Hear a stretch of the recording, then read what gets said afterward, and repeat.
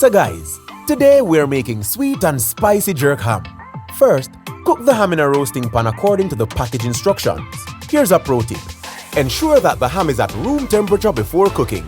This is to ensure that the ham is cooked evenly. Next, you're going to add Grace jerk seasoning to a bowl and Grace sweet and spicy sauce and thoroughly combine. 3/4 of the way through cooking, remove the ham from the oven and remove the skin from the ham and then glaze. Return the ham to the oven for a few minutes and then remove and glaze again. Do this 3 times until it's cooked. Here's another pro tip. During glazing, switch to using the broiler to add some texture to your ham. Then finally, you can garnish with pineapple and cherries and rest for about 15 minutes before serving your sweet and spicy jerk ham.